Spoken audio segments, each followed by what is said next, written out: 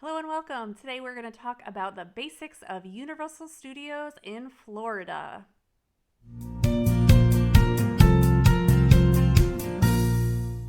Hello and welcome. I'm Lauren Williams. I'm your host of the Magical Travel Adventure YouTube channel, and I am a travel agent. I love traveling. I love helping people plan their travel, and my service is completely free.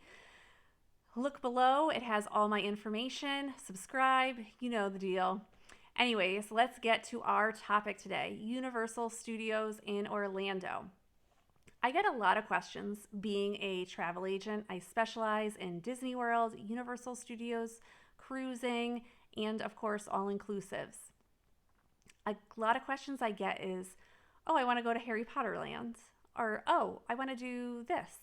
And I know that it's different places or different parks or things like that, but you don't know that because you didn't have any interest until you started having to plan this vacation, whatever it happens to be, if it's Disney or Universal or whatnot.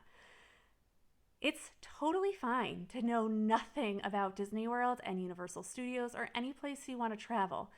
You're not interested in places until you're interested in places. So it's my job to help you with that information because we're all coming from different paths of life. I clearly have a lot of knowledge about Disney World and Universal Studios. We're going to focus on Universal today, but I have that information and I'm just trying to get it to you so that you can make a decision and you understand what it is that you're trying to get or what you're trying to do. So let's look at Universal Studios. So Universal Studios in Florida is in the Orlando area.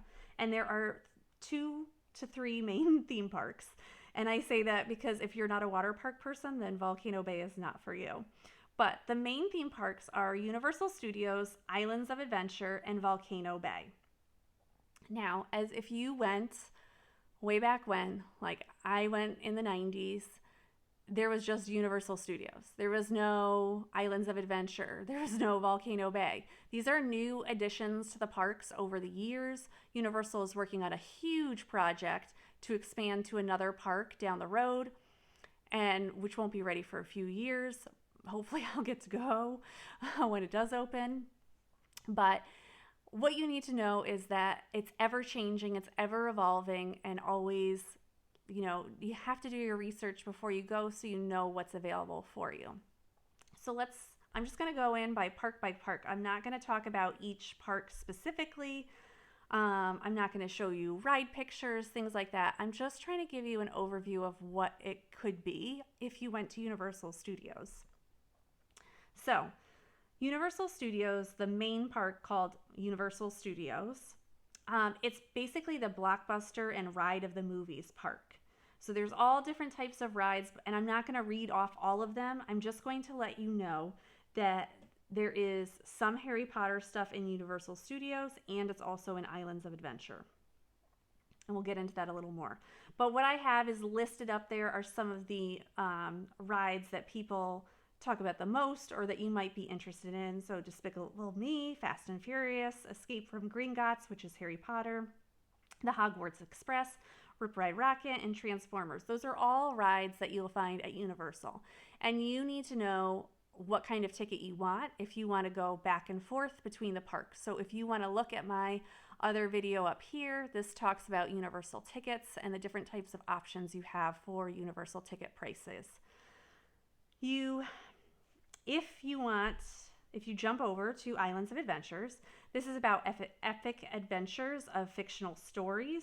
This includes the Incredible Hulk, Jurassic Park Velocicoaster, which is new, Hagrid's Magical Creature Motorbike Adventure, which is also sort of new, Flight of the Hippogriff, Forbidden Journey, Hogwarts Express, and Seuss Landing. Now, this is Harry Potter heavy. I will say Islands of Adventure has grown a lot in the last couple of years with a lot of new rides. So this is the more popular park that people want to go to. Hagrid's and Velocicoaster are very popular. Velocicoaster literally just opened soft opening at the day I'm recording this video. So it's important that you know that these are rides, and this is the park that's, even though it's not called the Universal Studios Park, it's Islands of Adventure. Right now, this is the more popular park that people are going to go to. Again, you saw that there's more Harry Potter stuff here.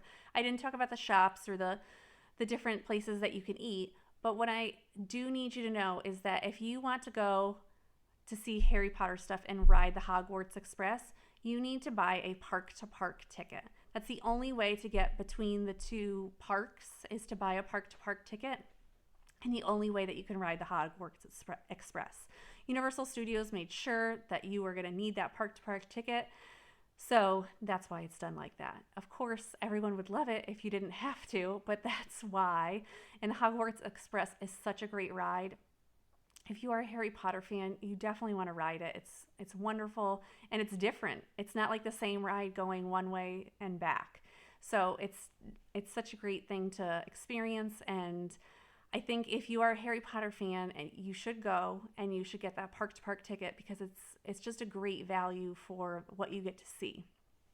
Now, the last one that I'm going to talk about is Volcano Bay. Volcano Bay is semi-new and it's a water park. I did not write out a bunch of the rides that you could ride here, because I'm going to tell you, the names are not common names to us, and they don't help you to explain what they're going to do. Meaning, like, there are raft rides, there are slide rides, there's a wave pool, there's a lazy river, okay? So what's different about Volcano Bay is that families can ride them together, meaning it's not just one person that can ride a ride, it's multiple people that can ride a ride. And the rafts are meant for more than one person. So that's sort of nice. Now, they have this thing called Tapu Tapu, which is basically like a little fitness watch, or if you're a Disney person, it kind of looks like a magic band, except it has a face on it that has a digital screen. And on that Tapu Tapu, you go up to the ride you want to go to, you tap your band, and then great, it tells you to come back in 30 minutes. So you go do something else. Basically, it's a virtual queue with the Tapu Tapu. So you're not standing there in a bathing suit waiting in line this whole time. You tap your Tapu Tapu, get what ride you want, then you get a wait time to return, you do something else, you go to the lazy river, you get food, things like that.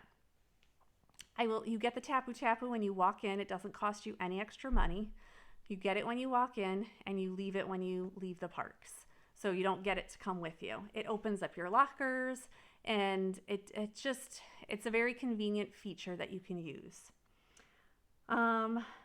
They have rides for all ages, and there are cabanas that you can rent. So that cabana option you could definitely use. If you're a larger family, they have larger options for you. If you're going with a group, a cabana might be a great option for you. The lockers are also great, so that you could just put all your stuff in and then go into the water and do whatever you want for the day. It's a great option to do Volcano Bay if that's your thing. If it's not your thing and water parks are not your thing, please don't buy a 3-park ticket. That means you go to all 3 parks. You don't need it. If you're not going to go to Volcano Bay, then don't worry about it.